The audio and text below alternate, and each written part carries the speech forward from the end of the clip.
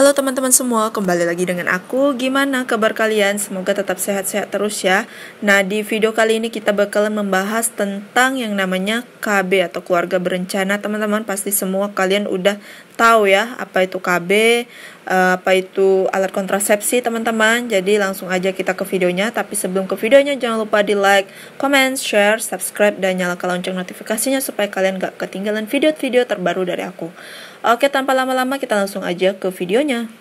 Oke teman-teman, materi kita hari ini tentang keluarga berencana atau KB ya teman-teman.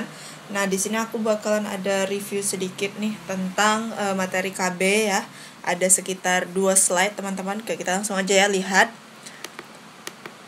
Oke, KB itu adalah salah satu alat kontrasepsi ya teman-teman, yang untuk fungsinya untuk mengatur jarak kelahiran, kemudian mengatur jumlah anak ya teman-teman. Nah, jadi di sini ada macam-macam dari alat kontrasepsi nih teman-teman. Ya, yaitu ada kondom, kemudian ada kondom untuk perempuan, kemudian ada kontrasepsi oral ini seperti pil KB ya, yaitu ada pil kombinasi, kemudian ada pil mini pil ya, kemudian ada kontrasepsi darurat atau pil KB yang untuk kayak habis untuk kasus pemerkosaan seperti itu teman-teman. Kemudian ada hormonal ring. Nah, ini kita jarang lihat ya teman-teman. Yang sering kita lihat tuh seperti pil, kemudian kondom, kemudian IUD ya. Ini kebalik nih, IUD harusnya teman-teman. IUD, kemudian injeksi ya teman-teman, depo dan siklo. Kemudian ada surgical, ini steril nih teman-teman, yaitu MOW dan juga MOP teman-teman. Kemudian ini ada implan. Nah, kemudian ada coitus interruptus. Ini kalau nggak salah aku pakai apa ya, suhu tubuh atau kayak gimana nih teman-teman, yang coitus interruptus nih teman-teman. Ini pokoknya yang alami teman-teman ya, bukan yang alat-alat kayak gini. Nah, ini kemudian ada kalender, metode kalender, kemudian ada vaginal dose, kemudian ada diaphragmatocap, ini untuk wanita nih teman-teman. Nah, ini dia macam-macam dari alat kontrasepsi, pasti kalian semua udah tahu lah ya. Dan yang paling sering dijumpai di Indonesia itu adalah yang ini, kondom, kemudian ada pil KB, kemudian ada IUD, injeksi, kemudian MOW, MOP untuk orang yang udah memasuki umur seperti 45 ke atas ya teman-teman, dan juga yang tidak mau hamil lagi sama sekali teman-teman, dan anaknya yang udah banyak. Tapi kalau untuk anak pertama dan umurnya masih muda tidak disarankan ini teman-teman, tapi disarankan mungkin yang bisa suntik, bisa IUD, bisa pil juga atau implan teman-teman. Nah, kemudian ini ada metode kalender. Nah, metode kalender ini dengan syarat haid kita harus teratur ya, siklus kita harus teratur teman-teman. Kalau misalnya siklus kita acak-acakan, jadi nantinya takutnya gagal nih teman-teman, karena yang metode alami ini selalu gagal. Bahkan yang metode dengan tindakan medis aja kadang masih ada kebobolan ya teman-teman, apalagi yang dengan alami seperti itu. Lanjut lagi. Nah, ini ada efek samping penggunaan alat kontrasepsi. Sebenarnya efek samping penggunaan alat kontrasepsi kita lihat lagi ya dari kontrasepsinya. Misalnya IUD, kalau efek samping IUD itu sepertinya keputihan ya teman-teman, kemudian ada nyeri saat haid, kemudian darah haidnya itu lebih banyak, dan juga siklus haidnya itu lebih panjang daripada sebelumnya seperti itu teman-teman. Mungkin biasanya haidnya hanya 4 hari, karena pakai IUD misal 7 hari seperti itu teman-teman. Nah, itu nggak apa-apa sih, itu efek samping. Nah, sedangkan kalau untuk suntik 3 bulan teman-teman, itu biasanya kebanyakan badannya naik ya, kemudian juga tidak haid teman-teman, atau juga yang haid terus-terusan gak berhenti-berhenti. Nah, itu merupakan efek samping dari penggunaan alat kontrasepsi teman-teman. Jadi itu beda kontrasepsi, beda juga efek sampingnya seperti itu teman-teman. Tapi di sini digabungin teman-teman. Kurang lebih seperti itu. Tapi pasti semua kalian udah tahu lah ya efek samping dari macam-macam KB, dari implan itu apa efek sampingnya, kan sama-sama hormonal ya teman-teman. Yang non hormonal itu kan IUD ya teman-teman. Oke, kita lanjut lagi ke soalnya nomor 1. Oke teman-teman, kita masuk ya ke soal nomor 1. Seorang perempuan usia 26 tahun datang ke BPM mengatakan telah melahirkan 1 bulan yang lalu. Ia dan suami ingin mengikuti program KB dan memberikan ASI eksklusif untuk bayinya. Hasil pemeriksaan terdapat varises berat, varises ya teman-teman, yaitu pembuluh venanya melebar pada tungkai dan tekanan darah 150/100. Pasien pernah terkena stroke. Wah, stroke muda nih berarti teman-teman. Alat kontrasepsi yang sesuai untuk kasus ini adalah, oke ingat ya, di sini ada varises yaitu pembuluh venanya melebar teman-teman, dan juga diikuti dengan tekanan darah 150/100. Nah, maka alat kontrasepsi yang tepat atau yang sesuai pada kasus ini itu apa teman-teman? A. KDR, B. AKBK, C. Pil mini, D. Pil progestin, E. Suntik 3 bulan teman-teman. Oke teman-teman, di sini kalau AKDR itu kan alat kontrasepsi dalam rahim, berarti salah satunya adalah IUD teman-teman. Kalau AKBK alat kontrasepsi bawah kulit, yaitu seperti implan. Pasti kalian semua udah tahu lah ya teman-teman, karena di kuliahan juga pasti belajar, dan juga di lapangan juga udah hari-hari nih teman-teman. Kemudian ada pil mini. Pil mini ini adalah pil untuk ibu-ibu menyusui teman-teman. Kemudian ada pil progestin. Nah, kemudian yang pil progestin ini kalau nggak salah aku yang pil darurat itu bukan sih teman-teman? Pil darurat ya kalau nggak salah aku. Coba komen di kolom komentar kalau aku salah teman-teman. Kalau pil yang biasanya itu kan disebut pil kombinasi ya teman-teman. Atau pil kombinasi dengan pil progestin itu sama teman-teman, atau beda? Coba kalian komen di kolom komentar ya. Nah, kemudian ada suntik 3 bulan atau depo nih teman-teman. Nah, ini juga boleh sih untuk ibu menyusui ya teman-teman, tapi kebanyakan efek sampingnya itu tidak haid teman-teman. Dan ini tuh hormonal. Yang hormonal itu adalah AKBK, kemudian pil. Nah, ini semua nih hormonal teman-teman, suntik. Nah, yang tidak hormonal itu adalah hanya AKDR atau IUD teman-teman, dan juga KB alami seperti itu yang tidak hormonal.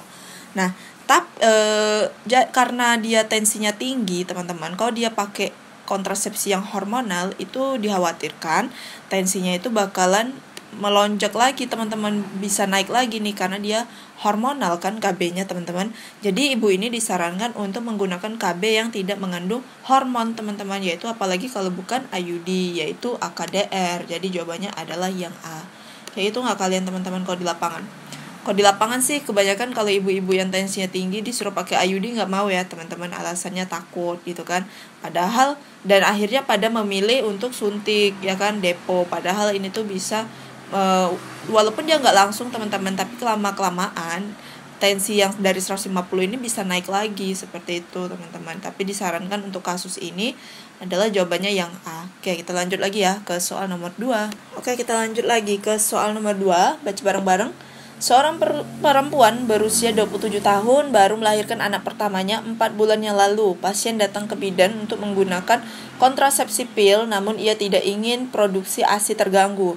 Pasien saat ini sedang haid hari ketiga. Efek samping penggunaan alat kontrasepsi tersebut adalah, oke teman-teman, di sini dia memutuskan untuk menggunakan pil KB. Nah, dia sedang menyusui dan dia tidak mau produksi ASInya terganggu. Kira-kira ini pil yang cocok tuh apa teman-teman? Mini pil atau pil kombinasi teman-teman? Oke, coba kalian komen di kolom komentar ya. Kalau kombinasi kan artinya hormonnya 2 nih teman-teman, ya kan, estrogen dan progesteron. Tapi kalau mini pil itu kan hormonnya bukan kombinasi teman-teman. Oke, ingat ya. Nah, yang ditanyakan adalah efek samping dari pil KB, itu baik mini pil ataupun kombinasi ya.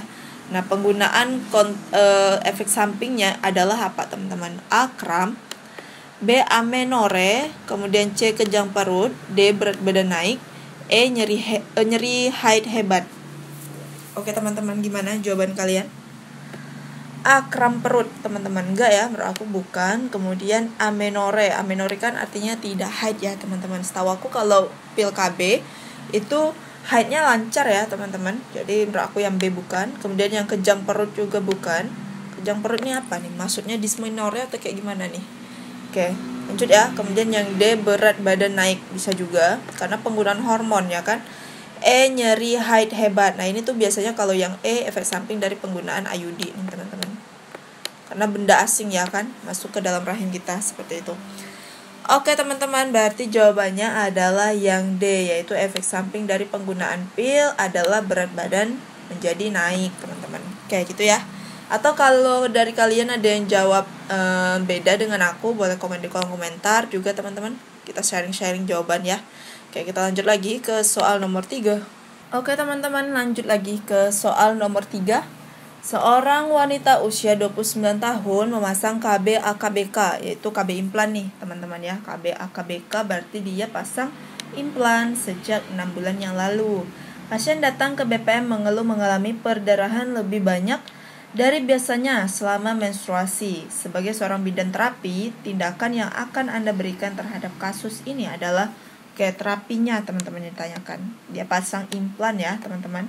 Dan salah satu juga mengeluh perdarahannya lebih banyak. Kenapa ini bisa terjadi? Ya bisa aja teman-teman, karena kan KB-nya hormonal ya kan. Jadi ini bisa aja ketidakseimbangan hormon seperti itu. Jadi kita sebagai bidan terapi apa yang harus kita berikan terhadap kasus itu? Memberikan ibuprofen 500 mg dan 3 kali sehari selama 3 hari. Ibuprofen tuh analgesik ya golongannya kalau nggak salah aku teman-teman. Jadi bukan ya menurut aku, dia kan keluhannya adalah perdarahan yang tidak berhenti-berhenti teman-teman, dan juga tidak mengatakan kalau dia nyeri ya teman-teman. Jadi bukan yang A, aku eliminasi. Kemudian yang B, memberikan pil kombinasi 2 tablet selama 3-7 hari. C, menganjurkan untuk mengganti metode kontrasepsi. Nah, kalau untuk mengganti metode ini kayaknya kurang disarankan ya teman-teman, kurang efektif ya. Karena dia baru aja pakai nih 6 bulan. Kalau misalnya dia udah pakai 2 tahun mungkin ya bisa dicopot ya kan. Karena kan batas untuk penggunaan implan itu kan 3 tahun teman-teman. Nah, misalnya kalau ibunya itu udah pakai 2 tahun, tiba-tiba muncul keluhan seperti ini, apakah boleh langsung dilepas? Harusnya kita ini dulu ya cari cari terapinya dulu untuk memberhentikan perdarahan tersebut. Tapi kalau memang udah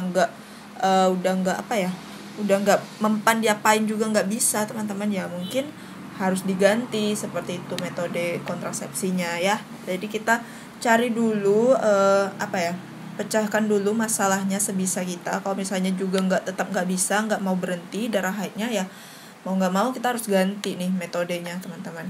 Kemudian yang D, memberikan terapi estrogen dengan dosis tinggi. E, memberikan pil mini selama 1 siklus. Mini pil nih isinya kalau nggak salah aku hormon progesteron ya teman-teman. Hormon progesteron. Oke. Nah, isi si mini pil itu adalah hormon progesteron. Kemudian terjadinya perdarahan lebih banyak dari haid biasanya. Itu karena hormon estrogen yang tidak seimbang ya teman-teman ya. Coba kalian komen di kolom komentar, bener nggak? Kita sama-sama belajar di sini. Nah, jadi menurut aku yang paling tepat itu adalah yang A. Kita memberikan mini pil atau pil mini selama 1 siklus teman-teman. Selama 1 siklus ya, untuk si ibu ini, untuk apa tujuannya? Menghentikan perdarahan tersebut yang tidak berhenti-berhenti teman-teman ya, dengan memberikan terapi hormon progesteron seperti itu. Ini karena hormon estrogennya nggak seimbang teman-teman, makanya terjadi seperti ini kayak gitu ya. Jadi menurut aku sih jawabannya E, atau dari kalian ada yang jawab B mungkin boleh komen di kolom komentar teman-teman. Oke, kita lanjut lagi ke soal nomor 4. Manfaat ASI bagi ibu apabila ditinjau dari aspek keluarga berencana. Dari aspek keluarga berencana ya, atau KB. Manfaat ASI nih teman-teman. Oke, yang A, menyusui secara eksklusif dapat menurunkan jumlah kehamilan. B, mengurangi terjadinya karsinoma indung telur. Kemudian C, mencegah terjadinya perdarahan pasca persalinan. D, perasaan bangga. E, menurunkan kejadian obesitas. Oke teman-teman, ini ditinjau ya manfaat ASI yang dilihat dari aspek KB teman-teman. Nah, kan ada ya metode kontrasepsi atau KB, yaitu ini teman-teman. MAL teman-teman ya, yaitu dengan ASI eksklusif teman-teman selama kurang lebih 6 bulan ya, dengan syarat ibunya belum pernah haid ya teman-teman. Nah, jadi kalau ibu-ibu yang rajin nih nyusu ASI yang dengan syarat juga nggak dicampur dengan susu formula teman-teman, dan juga biasanya aktif nyusu sampai 6 bulan tuh biasanya ibunya nggak haid teman-teman. Nah, itu merupakan bisa juga dijadikan kontrasepsi teman-teman, kontrasepsi alami ya, dengan menyusu secara eksklusif seperti itu ya. Jadi manfaat ASI itu adalah ditinjau dari aspek KB adalah dapat menurunkan jumlah kehamilan. Nah itu teman-teman, jadi jawabannya adalah yang A. Pasti kalian udah tahu lah ya yang soal mal ini teman-teman, MAL, yaitu apabila ibunya belum datang haid dan juga ibunya menyusui secara eksklusif dan tidak ada dicampur dengan sufor teman-teman. Jadi kadang ada kan ibu-ibu nifas tuh yang ngeluh nih, kok dia belum datang bulan udah setahun kayak gitu. Pasti kita selalu tanyain, kira-kira ibunya ASI atau tidak kayak gitu. Pasti jawabannya kebanyakan ASI ya teman-teman. Tuh, ada juga yang ASI tapi dia udah haid. Itu masing-masing tubuh, respon tubuh masing-masing teman-teman. Oke, berarti jawabannya A. Kita lanjut lagi ya ke soal yang terakhir. Oke teman-teman, kita lanjut lagi ke soal nomor terakhir nih. Seorang pasien wanita usia 29 tahun datang ke BPM setelah 6 bulan masa nifasnya. Pasien belum menggunakan kontrasepsi dan saat ini sedang menyusui. Hasil pemeriksaan diketahui tekanan darah 120/70, tes plano tes itu negatif, dan pasien sedang memberikan ASI eksklusif. Tindakan utama yang dilakukan bidan pada pasien itu adalah, dia nyusu secara eksklusif, terus tekanan darahnya normal, kemudian tes packnya juga negatif, dan dia udah 6 bulan ya teman-teman masa nifasnya. Dalam artian berarti dia udah nyusu anaknya itu selama 6 bulan, tapi masalahnya di sini dia belum menggunakan kontrasepsi teman-teman. Nah biasanya kalau untuk mal sendiri itu berlaku atau teman-teman, durasi apa sih teman-teman, lupa aku, pokoknya itu sama 6 bulan ya teman-teman, kurang lebih 6 bulan efektivitasnya teman-teman. Atau mungkin ada referensi baru yang kalian temui yang bisa lebih dari 6 bulan, sharing aja teman-teman di kolom komentar. Oke, dia udah 6 bulan. Nah, jadi tindakan kita sebagai bidan, tindakan yang paling utama itu apa teman-teman? Ingat ya, anaknya itu masih kecil loh, 6 bulan. Jadi kalau misalnya ibunya nggak pakai KB teman-teman, nanti dia hamil lagi. Jadi si anak yang umur 6 bulannya ini terbengkalai teman-teman, dan dia nggak dapat kasih sayang penuh lagi dari ibunya karena udah ada adiknya ya kan. Nah karena ibunya hamil lagi, seperti itu. A. Pemeriksaan fisik pasien. Kemudian yang B. Pemberian alat kontrasepsi pada pasien. C. Memberikan inform choice. Kemudian D. Memberikan inform consent. Kemudian yang E. Melakukan konseling KB. Nah tindakan yang tepat nih, karena ibunya belum menggunakan kontrasepsi, jadi kita harus memberikan konseling tentang KB teman-teman. Nah apa sih manfaat KB, kemudian tujuan penggunaan KB itu apa, seperti itu. Dan juga macam-macam dari alat kontrasepsi, efek sampingnya juga seperti itu dikasih tahu teman-teman. Dan juga apa dampaknya kalau ibunya tidak menggunakan KB, seperti itu. Nah kalau untuk inform consent ini, kalau ibunya memang udah mau pakai KB, misalnya ibunya udah mutusin untuk pakai IUD misalnya, ya udah kita bikin surat persetujuannya teman-teman, seperti itu inform consent. Nah kalau inform choice, misalnya ibunya bingung nih mau pakai KB yang mana satu, kemudian dia juga bingung juga sama efek sampingnya apa, jadi ya kita kasih tahu nih inform choice-nya. Kalau misalnya kalau KB pill itu efek sampingnya apa, kemudian kalau IUD itu efek sampingnya apa, dan batas pemakaian maksimalnya itu berapa lama, seperti itu kalau inform choice. Kemudian ada pemberian alat kontrasepsi pada pasien. Nah ini kan ibunya belum tahu ya teman-teman. Jadi kalau langsung kita berikan alat kontrasepsi, ntar ibunya bingung dong teman-teman. Dan juga pasti ini udah melanggar hak pasien ya teman-teman untuk mengetahui apa itu alat kontrasepsi, terus alat kontrasepsi itu ada apa aja, seperti itu. Nah kecuali nih kalau ibunya udah pasti udah tahu, kemudian udah dilakukan inform consent, ya baru kita pasang alat kontrasepsinya, seperti itu. Kemudian kalau pemeriksaan fisik kan enggak ya, kan ini teman-teman berdasarkan masalahnya ya, yaitu belum pernah menggunakan kontrasepsi, seperti itu teman-teman. Yang ditanyakan ada tindakan yang paling utama, berarti apa sih yang harus kita lakukan. Jadi jawabannya adalah yang E teman-teman. Oke, segitu dulu teman-teman 5 soal dari aku. Nah ini adalah pembahasan tentang keluarga berencana. Mungkin besok besok kayaknya aku bakalan membahas tentang menopause ya teman-teman, menopause, kemudian perimenopause, pramenopause, dan lain sebagainya. Dan juga nanti kalau selesai menopause, kayaknya aku bakalan bahas soal-soal tentang kesehatan umum. Jadi jangan lupa buat kalian yang belum subscribe, jangan lupa di subscribe, dan juga nyalakan lonceng notifikasinya supaya kalau aku ada upload video terbaru, kalian gak ketinggalan video terbaru dari aku juga. Oke teman-teman, sekian dulu dari aku. Terima kasih banget yang udah subscribe, yang udah nonton sampai sekarang, yang udah selalu dukung channel YouTube aku. Aku ucapin terima kasih banget. Sekian dulu dari aku. Kalau ada salah-salah aku mohon maaf. Dan juga kalau kalian mau komen di kolom komentar, mau nambahin jawaban aku ataupun mau kritik jawaban aku yang ada yang salah, juga silahkan di kolom komentar teman-teman. Sekian dulu dari aku. See you next video. Bye bye.